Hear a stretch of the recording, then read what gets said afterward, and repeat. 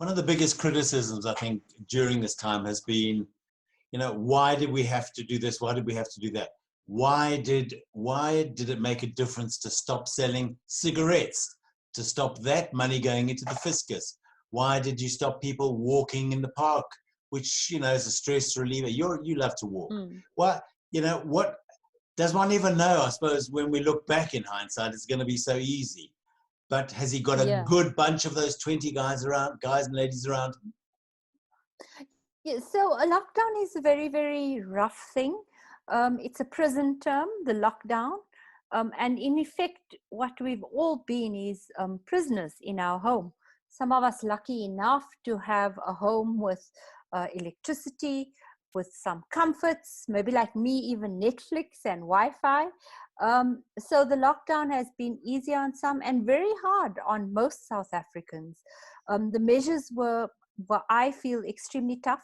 When I spoke to the MEC Bandile Masuku in Gauteng, the MEC for Health, he leads the project in this province. He explained that it's a Chinese model lockdown, which means quite authoritarian, very, very strict. Thus, no walking your dog, no cigarettes, no buying booze. But some of those measures have had to be mediated in the period. For example, where parents are divorced, the first iteration of the lockdown rules had said the kid must just stay with one parent. By the end of the period, that had been changed. As I suppose very human needs came to the fore, government was forced to concede quite a few of those points. Yeah, I mean, it just strikes me, talking to a friend in England last night, she says that they literally aren't allowed to. They started off being able to walk their dogs.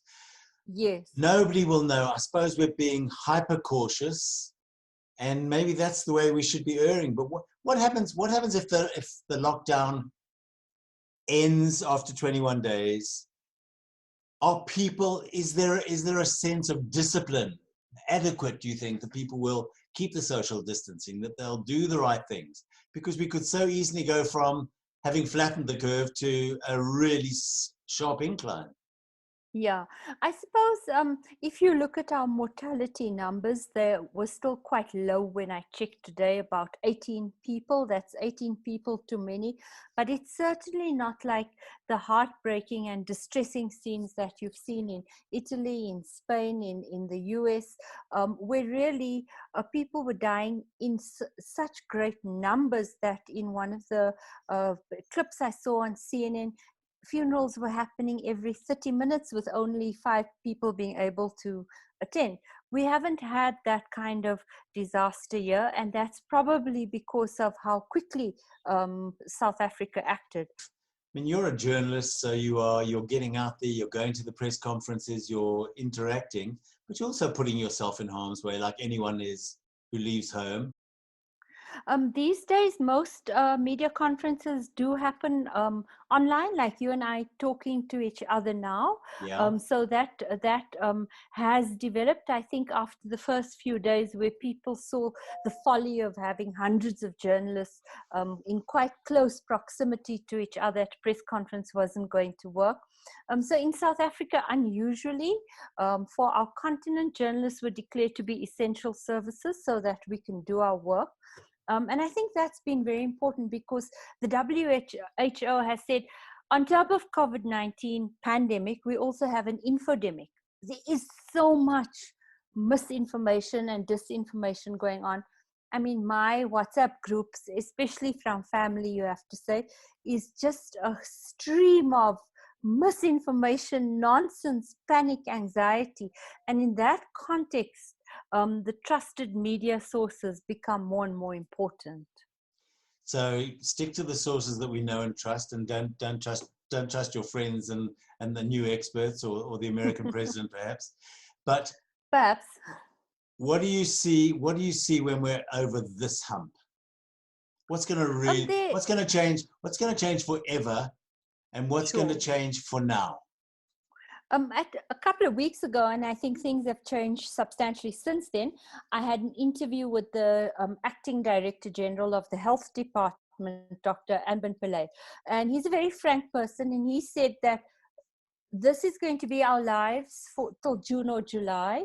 it'll probably take that long to lengthen the epidemic in South Africa, and so lower your death rates. That doesn't mean, of course, that we're going to be in lockdown until June or July, but I don't think we can call ourselves AC or after COVID until then. This week we saw Wuhan in China lifted its travel restrictions, and it was officially declared to be over there, but we're only just at the beginning of our epidemic in South Africa. So I think it's still going to be quite a marathon. Huh? I know that you've been complimentary about what the SABC's done. Yes. In that they've sort of opened up all the vernacular languages so that they're disseminating the message. Yes. That's obviously incredibly important. You know, as you say, you and I, we have the luxury of watching modern media all the time, and we stay very connected.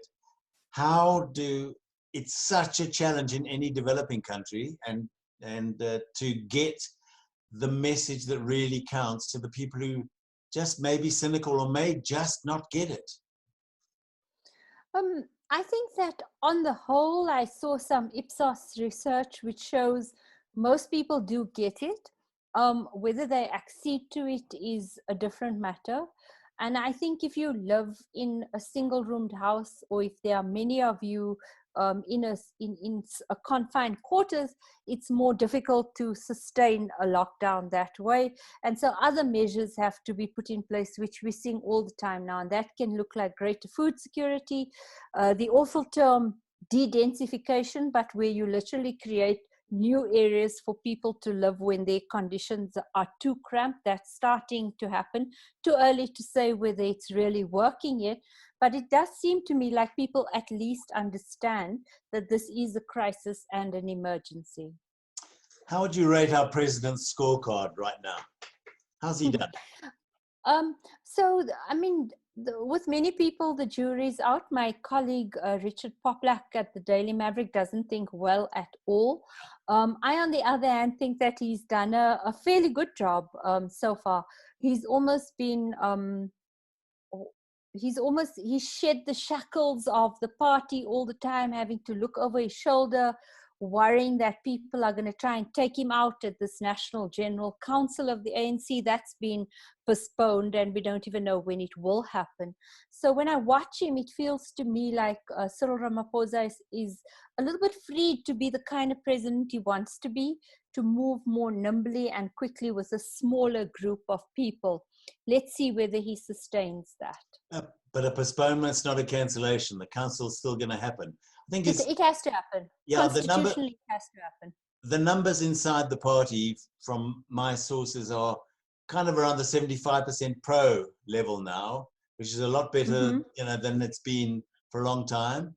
Is he gonna be able to pull off the next election? We're all clutching at positive straws, but what's your sense? Sure.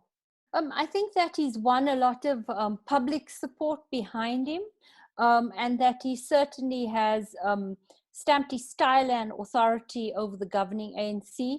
And it seems to me like the forces of fight back, they don't quite know what to do with themselves at the moment. And I suppose if we look at great historic examples, leaders who lead well through a crisis, I don't buy into the language of war, who lead well through a crisis inevitably tend to get a second term. But that's still a way away, yeah. Huh? And the biggest threat, of course, is our economy. 2 downgrades, worse than junk. Is the private sector going to come to the party and start emptying their wallets into the national chest?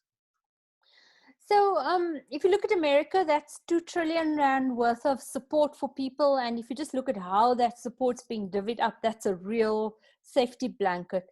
Our coffers are bare, completely bare.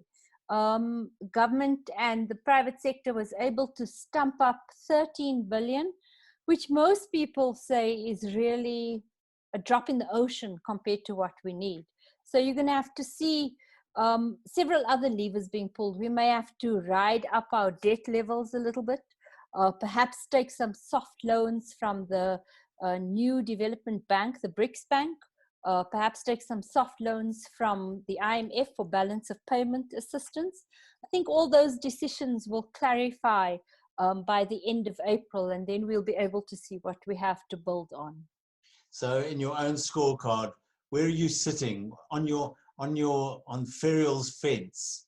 Are you on the positive side just, or better than Well, I that? think it's very difficult to be positive and my usual rose-colored spectacle self, because as Martin Kingston told me in an interview, he's the Deputy President of Business South Africa, he said we're headed into a deep and structural depression. And that's going to be tough. It's going to be tough for employment. It's going to be tough for deepening poverty.